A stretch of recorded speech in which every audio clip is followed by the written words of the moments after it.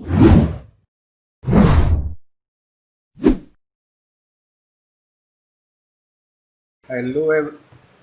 Hello everyone and welcome back to Kartik biology classes. आपका बहुत बहुत स्वागत है बेटा कार्तिक बायोलॉजी क्लासेस में। तो आज बेटा हम क्लास 9th की जो बायोलॉजी हमारा चैप्टर चल रहा था हमारा why do we fall ill, इस चैप्टर के अंदर आज हम बात करेंगे बेटा कॉजेज़ ऑफ डिजीज़। किसके बारे में बात करेंगे बेटा?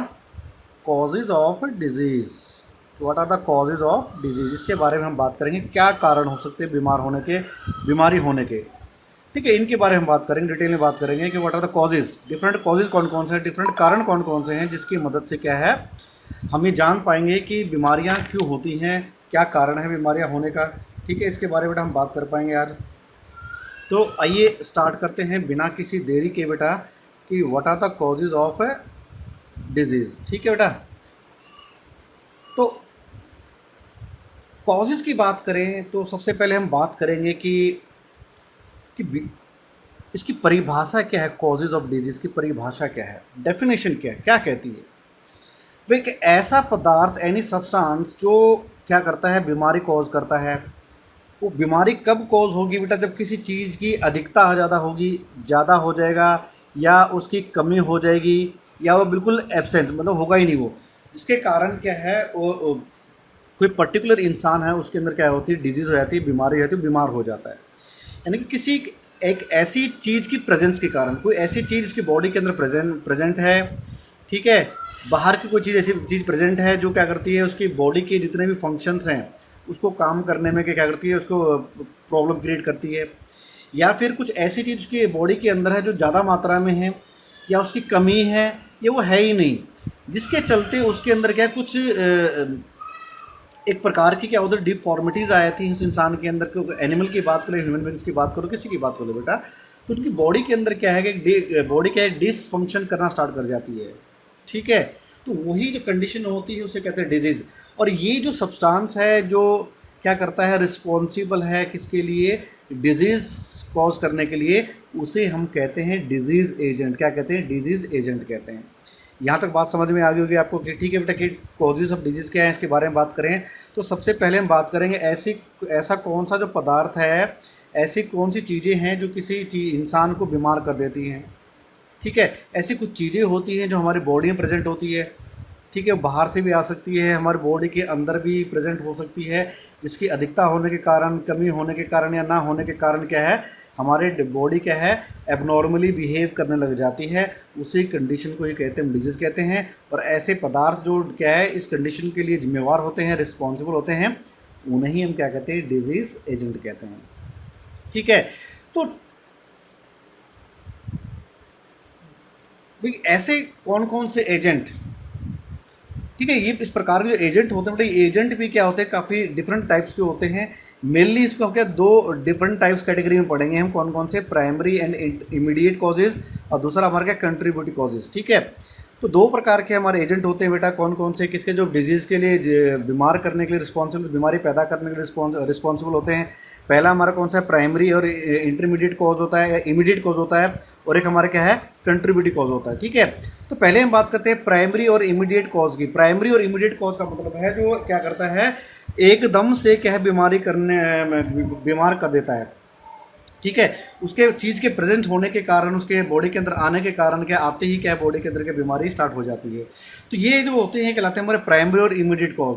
यानी कि फर्स्ट लेवल ऑफ कॉज होता है हमारे, कौन सा होता है, फर्स्ट लेवल कॉज होता है ऑक्यूरेंस ऑफ डिजीज़। ठीक है, पहला लेवल होता है बीमारी को बीमार करने के लिए, बीमारी पैदा करने के लिए किसी ह्यूमन बींग के अंदर। और प्राइमरी जो कॉजेज होते हैं बेटा, जो इनिशियल जो कॉजेज होते हैं, इनको फर्दर हम क्लासीफाई करते हैं डिफरेंट कैटेगरीज के अंदर। जैसे कि बायोलॉजिकल एजेंट हो गया, केमिकल एजेंट्स हो गए, न्यूट्रिटिव एजेंट हो गए। ठीक है, आपके कारण फिजिकल एजेंट्स हो गए, मैकेनिकल एजेंट्स हो गए। ठीक है, कौन कौन से हमारे, पहला हमारा बायोलॉजिकल इन्फेक्शियस एजेंट।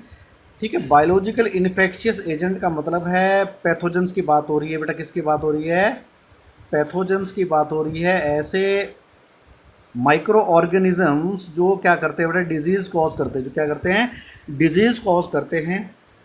ठीक है, इस प्रकार के जो इन्फेक्शियस एजेंट होते हैं, इन्हें भी क्या कहते हैं, बायोलॉजिकल इन्फेक्शियस एजेंट कहते हैं। जैसे कि हमारे बेटा क्या है, वायरस है, जैसे कि हमारे पास क्या है, वायरस है,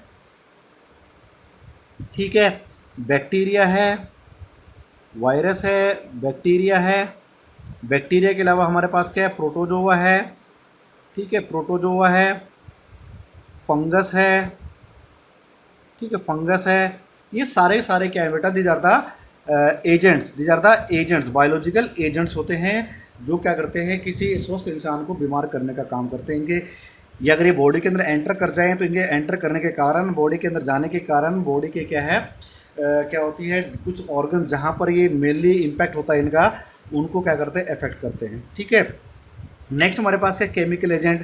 तो केमिकल एजेंट भी दो प्रकार के होते हैं बेटा, एक होते हैं एंडोजिनस एजेंट होते हैं। एंडोजिनस एजेंट का मतलब है हमारी बॉडी के अंदर जो प्रेजेंट होते हैं, जैसे कि यूरिया है, ठीक है, यूरिया है, यूरिक एसिड है, इनके अगर हमारी बॉडी में ये इनकी मात्रा बढ़ जाए, ये हमारी बॉडी के अंदर ही बनते हैं और ये इकट्ठे होते चले जाते हैं, और एक एक टाइम ऐसा आता है, उस टाइम के बाद जब इनका लेवल बहुत ज़्यादा बढ़ जाता है, उस दौरान ये हमारे बॉडी में कुछ ऐसे लक्षण क्या करते हैं, प्रोड्यूस करते हैं, मतलब जिसके कारण बीमारी, जैसे कि गठियाबा की बात कर रहा हूँ, जैसे कि ठीक है, यूरिक एसिड बढ़ने के कारण क्या होता है, हमारे जोड़ों में क्या है, पेन होना स्टार्ट हो जाता है, हमारे जोड़ों में यूरिक एसिड की इकट्ठी हो जाती है इसकी मात्रा बढ़ने के कारण, जिसके चलते वहाँ पर क्या होता है बेटा, पेन होना स्टार्ट हो जाता है, ठीक है, जिसे हम क्या कहते हैं, गठियाबा कहते हैं। तो ये हमारी यूरिक एसिड जो है, ठीक है, यूरिक एसिड की बात करें, यूरिया की बात करें, बेटा ये हमारी बॉडी के अंदर ही बनते हैं एज अ वेस्ट प्रोडक्ट, और ये वेस्ट प्रोडक्ट क्या इकट्ठे होकर क्या बनाते हैं,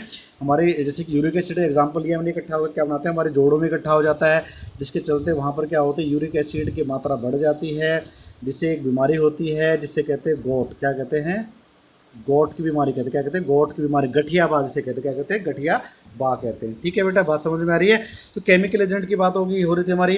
अब सेकंड जो एजेंट हमारा कौन सा बेटा, एक्सोजीनस, कौन सा एजेंट है, एक्सोजीनस एजेंट होता है जो बॉडी के बाहर से जो अफेक्ट करता है हमारी बॉडी को, बॉडी के बाहर से आता है, उसे कहते हैं एक्सोजीनस एजेंट कहते हैं, ठीक है। जैसे कि पोल्यूटेंट्स हो गए बेटा, एयर पोल्यूटेंट्स हो गए, तो हवा में हमारे प्रेजेंट होते हैं, पोल्यूटेंट्स हैं। पोल्यूटेंट्स की बात करें तो जैसे कि हमारे क्या है बेटा, गैसेस हैं, ठीक है, गैसेस होगी, ठीक है, डस्ट हो गया, डस्ट पार्टिकल्स हो गए, मेटल्स हो गए, ये सारे के सारे हमारे क्या है, हमारे केमिकल एजेंट्स हैं जो कि एक्सोजीनस इन नेचर होते हैं, बाहर से हमारे बॉडी के अंदर एंटर करते हैं, जिसके चलते हमारी बॉडी के अंदर काफ़ी सारी बीमारियां पैदा हो जाती हैं, ठीक है। जैसे कि अगर हम एयर पोल्यूशन की बात करें, एयर पोल्यूशन में अगर कार्बन डाइऑक्साइड की मात्रा बढ़ जाती है, सल्फ़र डाइऑक्साइड की मात्रा बढ़ जाती है, तो कार्बन डाइऑक्साइड की मात्रा बढ़ेगी और ऑक्सीजन की मात्रा घटती है, सल्फ़र डाइऑक्साइड की मात्रा बढ़ती है, तो सल्फ़र डाइऑक्साइड बढ़ती है तो मात्रा बेटा हमारे क्या, सफोकेशन होती है, हमारे क्या होती है, सफोकेशन होने स्टार्ट हो जाती है। अगर कार्बन डाइऑक्साइड की मात्रा बढ़ेगी तो भी हमारे क्या होगी, सफोकेशन बढ़ती है, जिसके चलते हमारा दम घुटना स्टार्ट हो जाता है, और बेटा इससे क्या है, दमे की बीमारी भी हो सकती है, अस्थमा हो सकता है, ठीक है, क्या हो सकता है, अस्थमा भी हो सकता है, ठीक है। ये सारे केमिकल एजेंट्स हैं। अगर मेटल्स की बात करें, मेटल्स में जैसे कि मर्क्यूरी है, ये हैवी मेटल्स है बेटा, मर्क्यूरी है, लेड है, ठीक है, मर्क्यूरी है, लेड है, और भी हमारे मेटल्स हमारे बेटा, जिसके कारण क्या है, गंभीर बीमारियां हमारी बॉडी के अंदर हो जाती है। अगर ये हमारे बॉडी के अंदर एंटर हो जाए, अगर ये परमिसिबल लिमिट से बढ़ जाए, तो हमारे बॉडी के अंदर क्या है, डिफरेंट टाइप्स ऑफ डिजीज़ हो जाती है। इसके अलावा हमारा क्या, कैडमियम हमारा एक एग्जाम्पल हमारा, ठीक है, हैवी मेटल का एग्जाम्पल है, जो हमारे बॉडी के अंदर क्या है, काफ़ी गंभीर बीमारियाँ पैदा कर सकता है, ठीक है। अगर फॉर एग्ज़ाम्पल और बात करें, नाइट्रेट की बात करें, नाइट्रेट की मात्रा हमारी बॉडी में बढ़ जाए तो बेटा एक बीमारी होती है, उसे कहते हैं blue baby syndrome, blue baby syndrome कहते हैं, जिसके चलते जो बेबी, जो न्यू बॉर्न बेबी होते हैं, उनका कलर कैसा होता है, ब्लू कलर जैसा हो जाता है, जिसके चलते उसे क्या कहते हैं, ब्लू बेबी सिंड्रोम कहते हैं। ये तब होता है कि हमारे फूड में जब नाइट्रेट की मात्रा बढ़ जाए तभी बीमारी होती है। तो आपको समझ में आ गया होगा केमिकल एजेंट्स के बारे में बेटा, ठीक है। नेक्स्ट है न्यूट्रिटिव एजेंट्स की बात करें, यानी कि हमारे फूड में जो न्यूट्रिएंट्स प्रेजेंट होते हैं, जैसे कि कार्बोहाइड्रेट्स हैं, प्रोटीन्स हैं, विटामिन्स हैं, मिनरल्स हैं, इनकी कमी के कारण या इनकी अधिकता के कारण जो हमारी बॉडी में बीमारियां हो जाती हैं, उसे कहते हैं, वो हमारे कौन, उनके कारण जो बीमारियां हो जाएंगी वो कहलाते हैं हमारे न्यूट्रिटिव एजेंट कहलाते हैं। ठीक है, उनसे बीमारियाँ उनकी कमी के कारण और उनकी अधिकता के कारण हमारे बॉडी के अंदर क्या हो जाती हैं, बीमारियाँ हो जाती हैं। ठीक है बेटा, बात समझ में आ रही है। जैसे कि कैल्शियम की कमी हो जाए तो क्या होगा बेटा, हमारी जो कैल्शियम में हो जाती है, आर्थ्रोस क्या कहते हैं, जो हमारी हड्डियाँ कमज़ोर होना स्टार्ट हो जाती हैं। ठीक है, अगर आयरन की कमी हो जाए तो क्या होगा, एच बी कमी होती है, खून की कमी होती है, एनीमिया हो जाता है। ठीक है, वैसे ही हमारी और दूसरी बीमारियाँ मिनरल्स हैं, विटामिन ए की कमी के कारण क्या होता है, नाइट ब्लाइंडनेस हो जाती है। ठीक है, काफ़ी सारे विटामिन सी के कारण क्या होता है, स्कर्वी हो जाती है। तो न्यूट्रिटिव एजेंट्स की कमी के कारण भी हमारे बॉडी के अंदर क्या बीमारियाँ हो जाती हैं बेटा, अगर इनकी अधिकता हो जाए तो भी हो जाती हैं। ठीक है, नेक्स्ट हमारे पास क्या है, फिजिकल एजेंट। हमारा कौन सा नेक्स्ट, हमारा फिजिकल एजेंट्स की बात करें। फिजिकल एजेंट्स का मतलब है बाहरी तौर से कोई, जैसे कि टेम्परेचर है। ठीक है, जैसे कि टेम्परेचर बाहर से हमारा क्या है, फिजिकल एजेंट है, टेम्परेचर है। टेम्परेचर बढ़िया तो लू लगती है, अप्रैल मई के महीने में काफ़ी ज़्यादा गर्मी बढ़ जाती है, लू चलती हैं, जिसके कारण क्या है, हीट स्ट्रोक हो जाता है बेटा, आदमी बेहोश हो जाता है। ठीक है, वैसे ही हमारा क्या है, कोल्ड अगर ज़्यादा ठंडा हो जाए, बाहर पहने ना, तो कोल्ड फ्रॉस्ट हो जाता है। तो ये सारे सारे हमारे कौन से एजेंट है बेटा, फिजिकल एजेंट हैं, जिसके चलते क्या होते हैं, बीमारियाँ हमारे अंदर हो सकती हैं। लास्ट हमारा कौन सा है, मैकेनिकल एजेंट की बात करें। मैकेनिकल एजेंट का मतलब है जैसे कि कोई कह सकते हैं हम, सिंपल सी बात है, डिसलोकेशन है। डिसलोकेशन का मतलब है किसी बाहरी मैकेनिकल की बात करें, चोट के कारण या किसी और के कारण क्या होगा, हमारे जोड़ अपने जगह से हट जाते हैं, रीढ़ की हड्डी की जो हमारी जो वर्टिब्रा होती है ये डिस्प्लेस कर जाती हैं, इसे हम कहते हैं डिसलोकेशन कहते हैं। ठीक है, इसके अलावा फ्रैक्चर की बात हो रही है, किसकी बात करें, फ्रैक्चर की बात करें। ठीक है, फ्रैक्चर हड्डी को टूट जाना किसी बाहरी एजेंट के कारण। ठीक है, गिरने के कारण या किसी की अगर कोई बाहर से चोट मार दे उसके कारण हड्डियाँ टूट जाती हैं, खेलते हुए हड्डियाँ टूट जाती हैं। ये सारे सारे हमारे कौन सा है, मैकेनिकल एजेंट्स होते हैं, जिसके द्वारा क्या होती है, बीमारियाँ हमारे होती। ठीक है, ये एक हड्डी को टूटना है।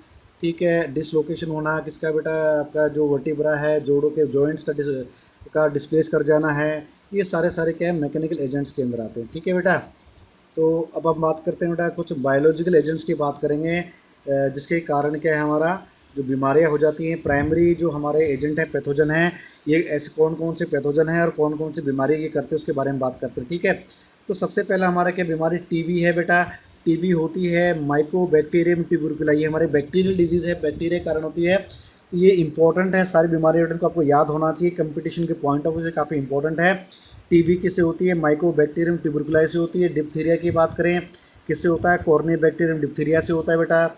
कोलेरा की बात करें किससे होता है, विब्रियो क्लोराई से होता है। टाइफॉइड किससे होता है, सेल्मोनेला टाइफाई से होता है। सिफिलिस बीमारी होती है जो कि एक सेक्सुअली ट्रांसमिटेड डिजीज़ होती है, किसके द्वारा होती है, ट्रेपोनेमा पैलिडियम, किसके द्वारा, ट्रेपोनेमा पैलिडियम के द्वारा बेटा ये होती है। ठीक है बेटा, तो ये सारे के सारे जो बीमारियां हैं, these are the bacterial disease. कैसे होती हैं, these are the bacterial disease हैं, बैक्टीरिया के द्वारा होती है। किसके द्वारा होती हैं, बैक्टीरिया के द्वारा होती है बेटा। ठीक है, नेक्स्ट हमारी कैटेगरी है बेटा, यहाँ से लेकर यहाँ तक की हमारी जो कैटेगरी है हमारी किसकी हैं, वायरल डिजीज़ हैं, वायरस के द्वारा होने वाली बीमारियाँ हैं। ठीक है, जैसे कि कॉमन कोल्ड है, कॉमन कोल्ड का जो किस वायरस के कारण होता है बेटा, राइनो वायरस के कारण होता है। डेंगू की बात करें तो डेंगू वायरस के कारण होता है। रेबीज़ की बात करें तो रेबीज़ वायरस के कारण होता है। मिजल्स किससे होता है बेटा, रूबेला वायरस से क्या होता है, मिजल्स होता है। इन्फ्लुएंजा एक तरह का जुकाम का ही टाइप है, किसके कारण होता है, ये मिक्सो वायरस इन्फ्लुएंजा के कारण होता है। एड्स किससे होता है, HIV। HIV की फुल फॉर्म क्या होती है बेटा, ह्यूमन है। ठीक है, immuno virus, immuno deficiency virus. ठीक है, क्या होता है इसका, इम्यूनो डेफिशिएंसी वायरस। ठीक है, HIV की फुल फॉर्म क्या हो बेटा भैया, ह्यूमन इम्यूनो डेफिशिएंसी वायरस, जिसके चलते क्या होता है, एड्स की बीमारी होती है। अब हम बात करेंगे प्रोटोजोवन बीमारियां। प्रोटोजोआ के कारण बीमारियां होती हैं। मलेरिया किसी कारण होता है बेटा, प्लाज्मोडियम वाइवेक्स के कारण मलेरिया होता है। कालाजार की बात करें तो किससे होता है, लेशमेनिया डोनोवनाई, बड़ा इंपॉर्टेंट एग्जाम्पल है बेटा, इसको याद रखना कि जो काला आजार होता है किसी कारण होता है, लेशमेनिया डोनोवनाई डोनोवेनी के कारण होता है। स्लीपिंग सिकनेस किसी कारण होती है, ट्रिपेनोसोमा गैम्बियस के कारण होती है स्लीपिंग सिकनेस। रिंग वॉर्म की बात करें, दांत जो हो जाते हैं किसी कारण होते हैं, माइक्रोस्पोरम और ट्राइकोफाइटोन के कारण क्या होते हैं बेटा, ये रिंग वॉर्म होता है, दाद होते हैं। तो ये काफ़ी कुछ बीमारियां हैं जो कि क्या होते हैं, पैथोजन के कारण होते हैं, जो कि प्राइमरी एजेंट्स होते हैं, कहते हैं प्राइमरी एजेंट्स होते हैं बेटा किसके, डिजीज़ के कारण होते हैं। ठीक है, इसमें से कौन कौन सा बताता हूँ बेटा आपको। ये आपका टीबी वाला एग्जांपल इंपॉर्टेंट है बेटा, यहाँ से टाइफॉइड का है, सिफिलिस का एग्जांपल इंपॉर्टेंट है यहाँ से। ठीक है, इन्फ्लुएंजा का इंपॉर्टेंट है, मिजल्स वाला इंपॉर्टेंट है बेटा यहाँ से आपका एड्स वाला इंपॉर्टेंट है, मलेरिया वाला इंपॉर्टेंट है, काला आजार वाला इंपॉर्टेंट है। ठीक है, ये एग्जाम्पल हमारे कुछ टिक मैंने यहाँ पर कर रखे हैं बेटा, ये कुछ एग्जाम्पल मैंने टिक किए यहाँ पर। ठीक, कुछ एग्जाम्पल्स मैंने क्या किए बेटा, यहाँ पर टिक किए हैं। सारे एग्जाम्पल हमारे क्या हैं, इंपॉर्टेंट है, सारे एग्जाम्पल्स क्या हैं बेटा, इंपॉर्टेंट हैं। ठीक है, इनको याद करना आपको बेटा। तो अब हम बात करते हैं बेटा कि सेकंड जो हमारा कॉज है कौन सा, कंट्रीब्यूटरी कॉज। कौन से बेटा कंट्रीब्यूटरी कॉज होते हैं, ये वो कॉज होते हैं बेटा जो अकेले से क्या है बीमारी नहीं कर सकते। ठीक है, ये अकेले होंगे तो कोई भी बीमारी का सिम्टम प्रोड्यूस नहीं करते हैं, कोई भी सिम्टम क्या करते हैं, प्रोड्यूस नहीं करते, मगर ये क्या करते हैं, इनके कारण, इन कॉजेज़ के कारण क्या होते हैं, जो बीमार होने की, बीमारी होने के चांसेस क्या हैं, बढ़ जाते हैं। क्या होते हैं, बीमार होने के चांसेस बढ़ जाते हैं प्राइमरी कॉजेज़ के कारण। ठीक है, प्राइमरी कॉजेज़ तो हैं बेटा आपके। ठीक है, प्राइमरी एजेंट तो हमारे हैं बीमारी करने के, मगर ये क्या करते हैं, जो कंट्रीब्यूटिव कॉज क्या करते हैं, ये और बढ़ावा देते हैं प्राइमरी कॉजेज़ को। ठीक है, प्राइमरी कॉजेज़ को और बढ़ावा देते हैं, बीमारी को और बढ़ने में क्या करते हैं, मदद करते हैं। फर्दर इनको दो कैटेगरी में डिवाइड किया है। सेकंड लेवल कॉजेज़ होते हैं हमारे कौन, जो थर्ड लेवल कॉजेज़, दो प्रकार के होते हैं हमारा। जो कंट्रीब्यूटिव कॉजेज़ हैं, जो प्राइमरी कॉजेज़ को बढ़ावा देते हैं, ये दो प्रकार के होते हैं हमारे। सेकेंडरी लेवल के कॉजेज़ होते हैं और थर्ड लेवल के। सेकेंडरी लेवल कॉजेज़ में क्या होता है बेटा कि इसमें क्या देखा था, lack of nutrients. Lack of nutrients की बात, हमारे फूड में क्या हुआ, लैक ऑफ न्यूट्रिएंट्स होंगे बेटा। ठीक है, जिसके कारण हमारी जो बॉडी होगी, हमारी बॉडी की जो क्षमता है बीमारी से लड़ने की, उसमें क्या होता है, कमी आ जाती है, जिसके कारण हम बीमार पड़ जाते हैं। ठीक है, यानी कि न्यूट्रिएंट्स की कमी होगी हमारी बॉडी के अंदर। थर्ड लेवल की बात करें, थर्ड लेवल में जैसे कि अगर हम बात करें पॉवर्टी की बात करें, यानी कि क्या है, गरीबी बेटा। गरीबी के कारण क्या है, कोई इंसान क्या करता है, जो बैलेंस्ड डाइट होती है, जो ऑप्टिमम डाइट होती है, अपने न्यूट्रिएंट्स की कमी को पूरा नहीं कर पाता है, जिसके चलते भी क्या है, उसके अंदर बीमारियां होने के चांस बढ़ जाते हैं बेटा। इसके अलावा जो थर्ड लेवल के कॉज में क्या होता है, हमें पुअर हाइजीन, क्या होता है, पुअर हाइजीन होती है।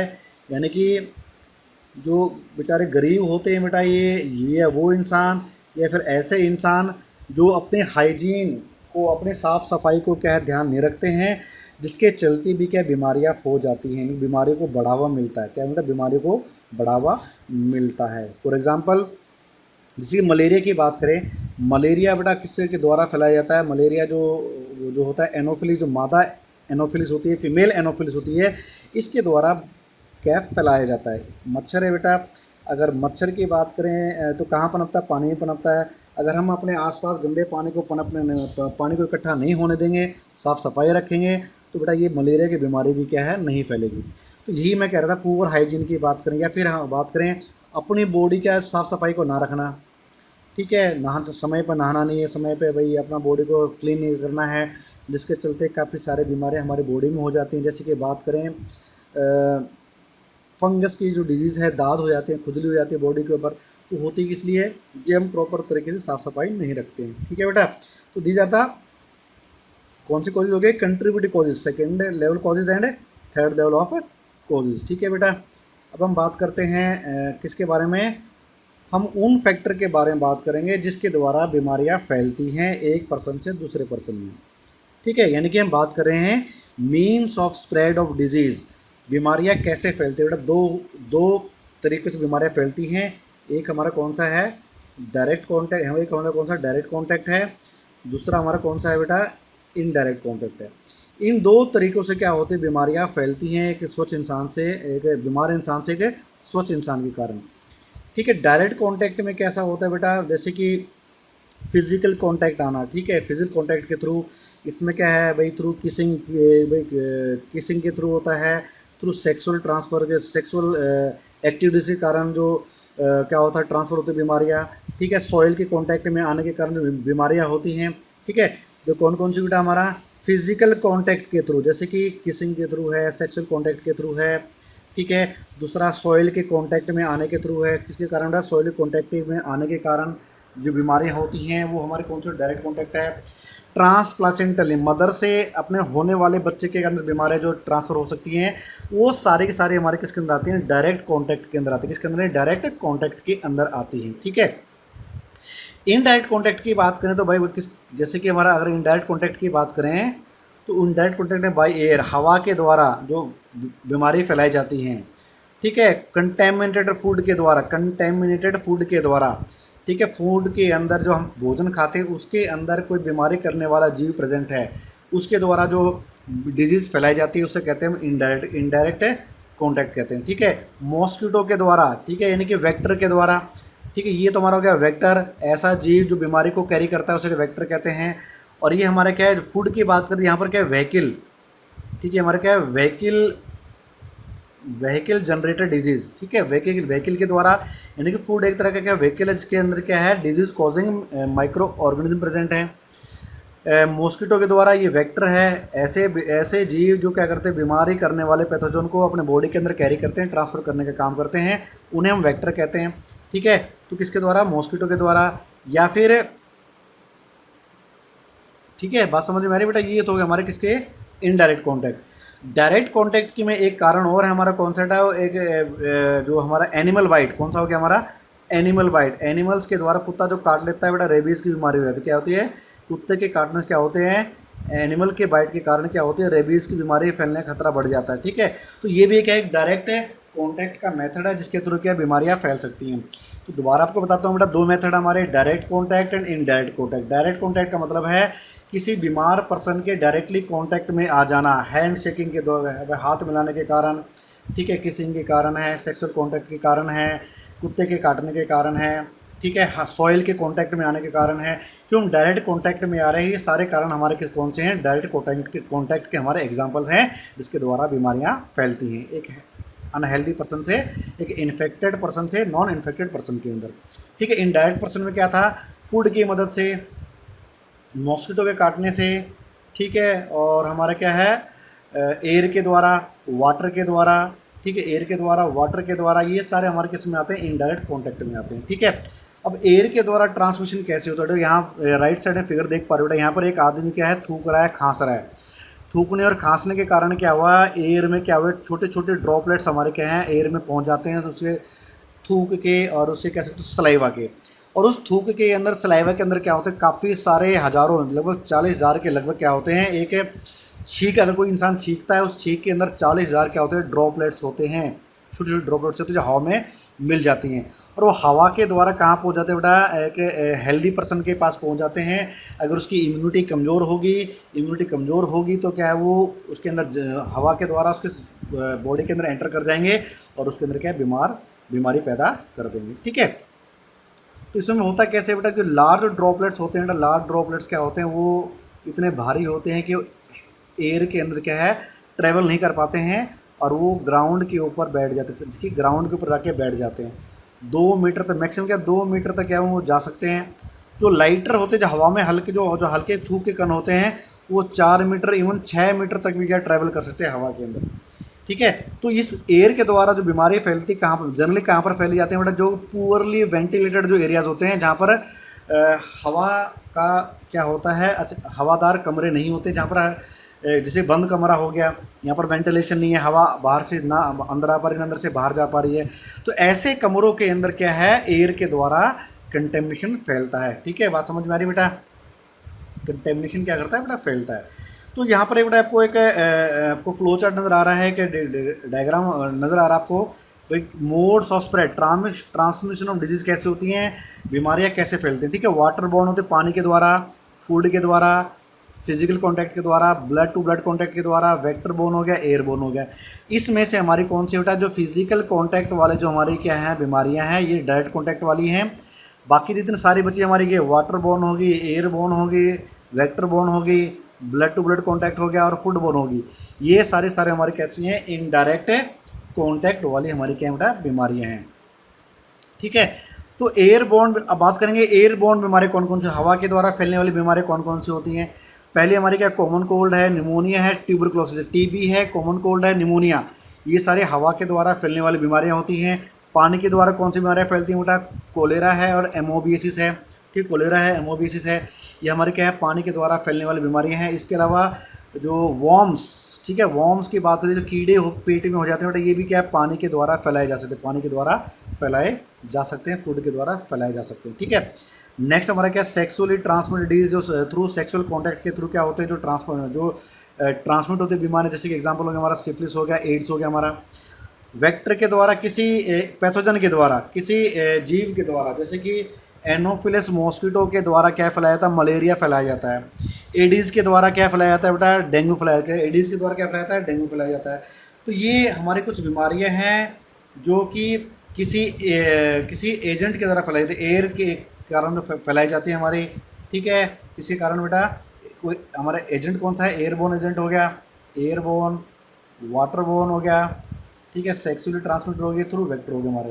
तो these are the some means of spread of infectious disease, जिसके द्वारा इन्फेक्शियस डिजीज़ क्या है, फैल सकती हैं एक इन्फेक्टेड पर्सन से हेल्दी पर्सन के अंदर। ठीक है बेटा, तो ये तो था हमारा किसके बारे में, कॉजेज ऑफ डिजीज़ के बारे में। इससे हम क्या कहते हैं, इटियोलॉजी भी कहते हैं, क्या कहते हैं, इटियोलॉजी भी कहते हैं, क्या कहते हैं, इटियोलॉजी भी कहते हैं। इस बात को नोट डाउन कर लेना, जो कॉजेज को क्या कहते हैं, हम इटियोलॉजी भी कहते हैं।